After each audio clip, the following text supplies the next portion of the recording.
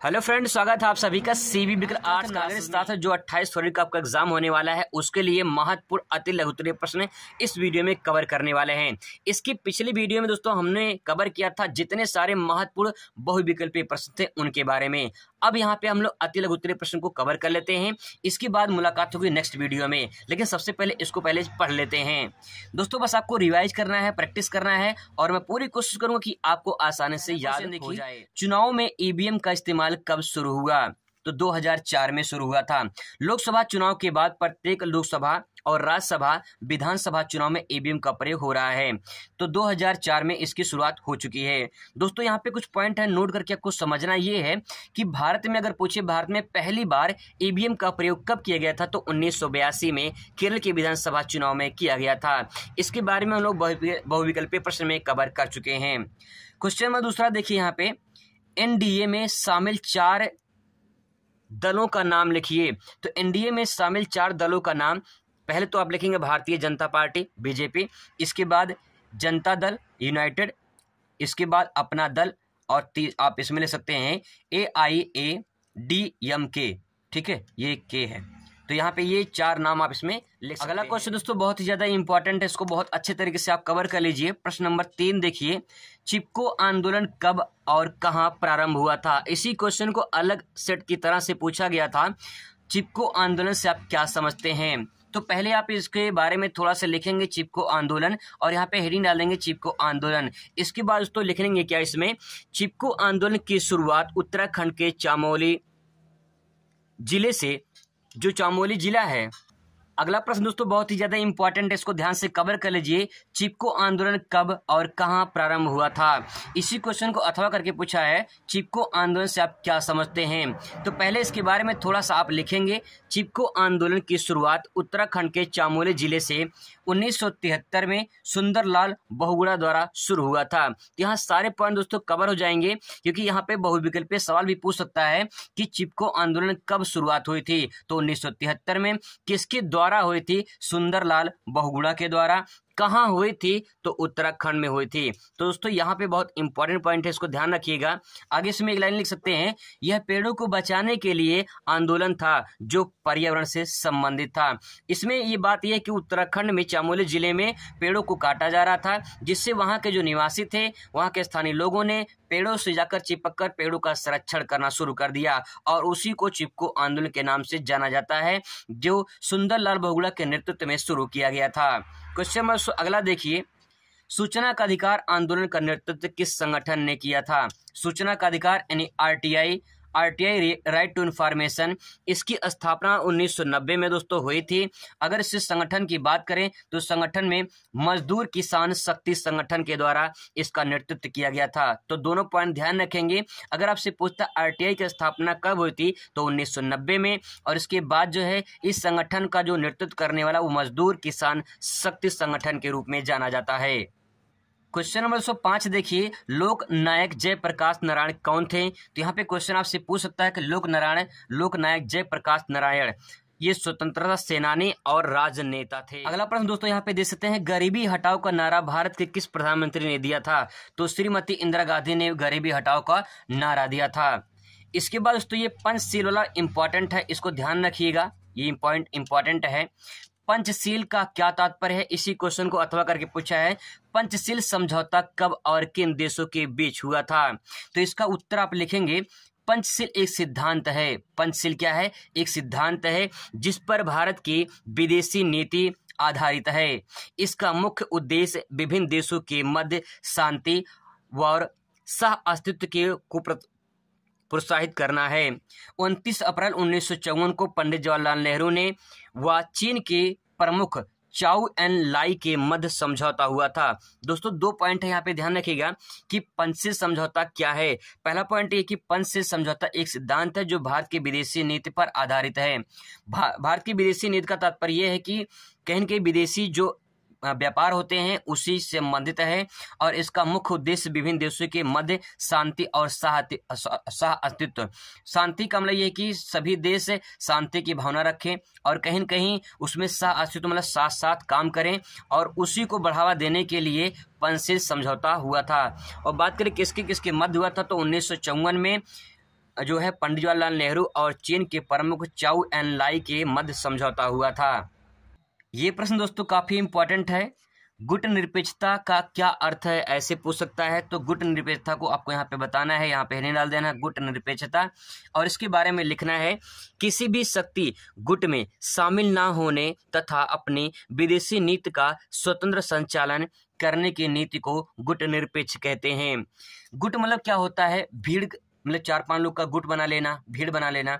निरपेक्षता का मतलब होता है दोस्तों कि किसी में निर्भर न रहना, है ना, किसी पे निर्भर न रहना। तो वही बात यहाँ पे कहा गया है, किसी भी शक्ति गुट में शामिल ना होने, कोई भी गुट हो उस शक्ति में ना शामिल होने, और अब विदेशी नीति मतलब कि सिंपल बात में ये कहा जाए कि विदेशी नीति मतलब कोई भी देश अपने ऊपर निर्भर होकर अपना स्वयं का स्वतंत्र संचालन करे, ठीक है, अपने ऊपर निर्भर होकर स्वयं का वो काम करे, किसी पर निर्भर ना हो, तो उसी ही गुट निरपेक्षता कहते हैं। इसकी शुरुआत दोस्तों 1961 में की गई थी। दोस्तों आपको समझ में आ रहा होगा। क्वेश्चन नंबर 9 देखिए, भारतीय विदेशी नीति के किन्हीं 2 मूल सिद्धांतों का उल्लेख कीजिए। तो भारतीय विदेशी नीति के किन्हीं 2 मूल सिद्धांतों का उल्लेख यहाँ पे ले सकते हैं। पहला पॉइंट ये हो जाएगा, विश्व शांति तथा बंधुत्व की भावना। देखिए विदेशी नीति का मतलब होता है कि विदेश से जो संबंध होते हैं कहीं न कहीं उनमें संबंध बनाने का मूल उद्देश्य जो यही होता है कि कहीं न कहीं विश्व में शांति बनी रहे, कोई लड़ाई झगड़ा ना हो, और बंधुत्व में भाईचारे की भावना बनी रहे। दूसरा पॉइंट इसमें आप ले सकते हैं, सभी देशों के मध्य भाईचारे की भावना बनाना। तो यहाँ पे कह सकते हैं कि अगर विदेशी नीति अपनानी है, विदेशी से संबंध बनाना है देशों में, अलग अलग देशों से, तो कहीं न कहीं उसमें भाईचारे की भावना होनी चाहिए। क्वेश्चन नंबर 110 देखिए, यहाँ पे भारत में योजना आयोग की स्थापना कब की गई थी। तो मैंने पिछले वीडियो में इन्हीं बहुविकल्पीय प्रश्न हम लोग कवर किए थे कि योजना आयोग की स्थापना 1950 में और नीति आयोग की स्थापना 2015 में की गई थी। योजना आयोग की जब 1950 में स्थापना की गई तो उस टाइम पे जो अध्यक्ष थे यानी प्रधानमंत्री ही योजना आयोग के अध्यक्ष होते हैं, और नीति आयोग के भी। तो अध्यक्ष पंडित जवाहरलाल नेहरू थे, और इस टाइम पे मोदी जी हैं नीति आयोग के अध्यक्ष। आगे देखिए क्वेश्चन नंबर 11, प्रथम योजना का कार्यकाल क्या था। इसी क्वेश्चन को अथवा करके पूछा गया है, पंचवर्षीय योजना कार्यकाल क्या है। तो बता दें कि जो प्रथम पंचवर्षीय योजना है ये 1951 से 1956 के मध्य चला था। क्वेश्चन नंबर 212 देखिए, ऑपरेशन फ्लड किससे संबंधित है। इंपॉर्टेंट प्रश्न है, ऑपरेशन फ्लड किससे संबंधित है। तो ये दुग्ध उत्पादन से संबंधित है, और इसे श्वेत क्रांति भी कहते हैं, और आपको पता है श्वेत क्रांति के जनक वर्गीज कुरियन को कहा जाता है। अगला प्रश्न दोस्तों यहाँ पे देख सकते हैं, सतत विकास से आप क्या समझते हैं। देखिए पहले थोड़ा समझने की कोशिश करिएगा। सतत मतलब कंटिन्यू, विकास मतलब डेवलपमेंट करना, मतलब ऐसा विकास करना जो लगातार चलता रहे। तो देखिए यह एक ऐसी प्रक्रिया है जिसे कोई भी देश या प्रदेश अपने संसाधनों को भविष्य की पीढ़ियों के लिए बनाए रखे। तो सिंपल से दोस्तों बात यही है कि जो हमारे पास रिसोर्स है, जो हमारे पास संसाधन है, अगर उन संसाधनों का हम अभी उपयोग कर लें और भविष्य की पीढ़ियों के लिए बचा के ना रखें, तो आने वाली पीढ़ी उस संसाधन का उपयोग नहीं कर पाएगी, तो सतत विकास जो है नहीं कहलाएगा। अगर सतत विकास करना है तो उसके लिए हमें कहीं न कहीं भविष्य की पीढ़ियों के लिए संसाधन को बचा के रखना होगा। जैसे अगर आपके पास जो इनकम आ रही है, मान लेते कोई इनकम आ रही है, और उस इनकम को आज आप पाए हैं और आज ही खर्चा कर देंगे, तो आने वाले कल में उसको हम सही तरीके से यूज नहीं कर पाएंगे, या हमारे पास जो भी कल समस्या आएंगी, हमारे पास जब पैसे नहीं रहेंगे तो समस्या का समाधान नहीं हो पाएगा। तो कहेंगे सतत विकास हमारा विकास नहीं हो पाएगा। तो सतत विकास का आप अपने तरीके से भी ले सकते हैं इसमें, कि एक ऐसा विकास जिसमें कोई भी देश या प्रदेश अपने संसाधन का उपयोग करे और भविष्य की पीढ़ियों के लिए बचा के रखे। इसी क्रिया को सतत विकास कहा जाता है। ठीक है, आगे देखिए, मिश्रित अर्थव्यवस्था क्या है। मिश्रित अर्थव्यवस्था मतलब मिक्स्ड इकोनॉमी, जब सार्वजनिक और निजी क्षेत्र मिलकर विकास करें तो दोस्तों इसे मिश्रित अर्थव्यवस्था कहते हैं। सार्वजनिक का मतलब सरकारी सेक्टर और निजी का मतलब प्राइवेट सेक्टर, ये दोनों मिलकर जब काम करें तो कहीं न कहीं विकास संभव है। अगर मैं एग्जांपल के तौर पे बात करूं तो आप एग्जांपल में समझ सकते हैं कि जैसे प्राइवेट स्कूल है, जैसे गवर्नमेंट स्कूल है। अगर गवर्नमेंट स्कूल सिर्फ गवर्नमेंट ही स्कूल रहे तो हो सकता है कि सारे बच्चे शिक्षा ग्रहण न कर पाए, क्योंकि सभी जगह गवर्नमेंट स्कूल नहीं है। तो प्राइवेट स्कूल आके कहीं न कहीं शिक्षा को बढ़ाने का काम करते हैं। तो यहाँ पे गवर्नमेंट और प्राइवेट दोनों मिलकर विकास को बढ़ा सकते हैं। तो मिश्र अर्थव्यवस्था में आप लिख सकते हैं कि जिस या जब सार्वजनिक और निजी क्षेत्र मिलकर काम करें या विकास करें तो उसे मिश्रित अर्थव्यवस्था कहते हैं। इस बात को इस तरह भी आप ले सकते हैं, विकास के लिए पूंजीवाद, यानी पूंजीवाद का मतलब प्राइवेट सेक्टर, और समाजवाद का मतलब सार्वजनिक सेक्टर, गवर्नमेंट सेक्टर का मॉडल देश में लागू किया जाए तो ऐसी अर्थव्यवस्था को मिश्रित अर्थव्यवस्था कहते हैं। बहुत सिंपल पॉइंट में कहा जाए कि जब पूंजीवाद और समाजवादी मिलकर काम करे जिस देश में, तो उसी अर्थव्यवस्था को मिश्रित अर्थव्यवस्था कहा जाता है। अगला प्रश्न दोस्तों यहाँ पे दे सकते हैं, क्वेश्चन नंबर 15, भारत में नियोजन के लिए 2 उद्देश्य लिखिए। नियोजन का मैंने बताया था कि नियोजन का मतलब होता है किसी भी काम को योजनाबद्ध तरीके से करना। तो भारत में नियोजन में लिख सकते हैं भविष्य की संबंध में पूर्वानुमान लगाना। संबंध में, तो भविष्य के संबंध में पूर्वानुमान लगाने का मतलब ये है कि अगर हम कोई भी काम करना चाह रहे हैं तो हमें पहले ये प्लान बना लेना चाहिए भविष्य के लिए कि कहीं न कहीं एक अनुमान लगा लेना चाहिए कि जो हम तैयारी कर रहे हैं क्या इससे तैयारी करके हम अच्छे नंबर से पास हो जाएंगे। तो दोस्तों ये जो पूर्वानुमान लगा रहे हो आप, ये भविष्य के लिए लगा रहे हो, तो कहीं न कहीं आप एक योजना बनाओगे तभी तो आप भविष्य के लिए एक प्लान बना पाओगे। ठीक है, तो वही बात यहाँ पे कहना चाह रहे हैं कि भविष्य के संबंध में पूर्वानुमान लगाना मतलब कि आपको अपने काम को योजनाबद्ध तरीके से करना है और जो काम करेंगे वो कहीं कि भविष्य के संबंध से रहेगा और उसका एक पूर्वानुमान लगाएंगे कि मैं जो तैयारी कर रहा हूँ उससे मुझे भविष्य में अच्छे नंबर मिलने वाले हैं। आगे देखिए, कार्यकुशलता में वृद्धि करना। क्वेश्चन नंबर 216 देखिए, किस राजनेता को सीमांत गांधी के नाम से जाना जाता है। इंपॉर्टेंट प्रश्न, ध्यान रखिएगा, किस राजनेता को सीमांत गांधी के नाम से जाना जाता है। तो खान अब्दुल गफ्फार खान को सीमांत गांधी के रूप में जाना जाता है। क्वेश्चन नंबर 17 देखिए, किन्हीं 2 रियासतों के नाम लिखिए जिन्होंने स्वतंत्रता के बाद भारत में विलय का विरोध किया था। विलय का मतलब होता है शामिल करना। तो इसमें जो हैदराबाद का रियासत है और जूनागढ़, ये दोनों रियासत जो हैं भारत में स्वतंत्रता के बाद विलय होने से जो है विरोध किए थे। तो ये 2 पॉइंट यहाँ पे आप लिख सकते हैं। क्वेश्चन नंबर 18 देखिए, स्वतंत्रता के बाद भारत के सामने 2 प्रमुख चुनौतियां कौन कौन सी आई थी।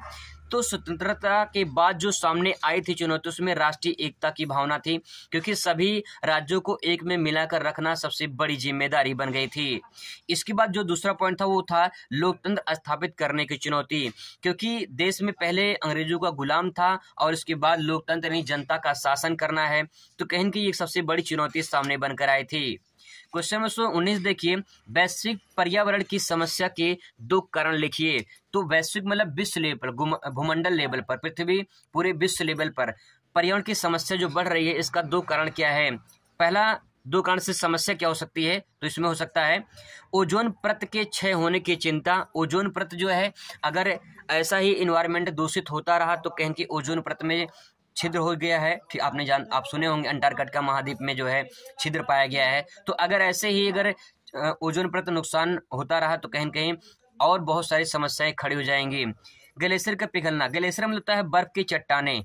इसका अगर ग्लेशियर पिघलेंगे, ठीक है, तो जो ग्लेशियर पिघलेंगे तो कहीं न कहीं वो पिघल कर नदी में जाएंगे, फिर नदी में बाढ़ आएगा और फिर बाढ़ आएगा और फिर उस पानी समुद्र में जाएगा, तो समुद्र के जल स्तर बढ़ेंगे। जो समुद्र जल स्तर बढ़ेगा तो कहीं जो द्वीप वाले भाग हैं, जो तट वाले भाग है, वो डूबना शुरू कर देंगे। तो समस्या है। दोस्तों देख लीजिए, भारत में मूल निवासियों के लिए किस शब्द का प्रयोग किया जाता है। मूल निवासी के लिए, भारत में मूल निवासियों के लिए कौन सा शब्द प्रयोग किया जाता है। तो एक आदिवासी और दूसरा या तो जनजाति, या तो आदिवासी या तो जनजाति कहते हैं। क्वेश्चन नंबर 21 देखिए, संयुक्त राष्ट्र संघ के किन्हीं 2 अंगों का नाम लिखिए। तो सुरक्षा परिषद ले सकते हैं, अंतर्राष्ट्रीय न्यायालय ले सकते हैं। मैंने आपको बताया था अंतर्राष्ट्रीय न्यायालय का मुख्यालय कहाँ है, तो मैंने आपको याद कराया था कि आप इसको याद कर लीजिए। ये मुख्यालय कहाँ पे है, हेग में है। ठीक है, आप गलत पढ़ रहे थे, ये हेग लिखा हुआ है। आगे देखिए, अंतर्राष्ट्रीय न्यायालय, ठीक है, यहाँ पे 2 पॉइंट ये हो गया। आप अलग से भी यहाँ पे ले सकते हैं, महासभा या सचिवालय, ये भी इसके जो है अंग हैं। आगे देखिए, क्वेश्चन नंबर 22, लास्ट प्रश्न दोस्तों ये है, उत्तर अटलांटिक संधि संगठन नाटो सदस्य देश नहीं है। तो आपसे पूछ ले सदस्य देशों का नाम पूछा है। तो 1949 में इसकी स्थापना हुई थी। ठीक है, 1949 मैंने आपको याद करवाया था, 1949। और यहाँ पे देखिए देश की बात करें तो फ्रांस और कनाडा जो है इसके सदस्य देश हो जाएंगे। बाकी और देश भी हैं, तो यहाँ मुख्य देश पूछा था 2 देश, तो यहाँ पे 2 देश यहाँ पे ले सकते हैं। तो दोस्तों ये महत्वपूर्ण अति लघु प्रश्न थे जिसे आपने अच्छे से तैयार किया होगा। आई होप आपको समझ में आएगा। Thanks for watching.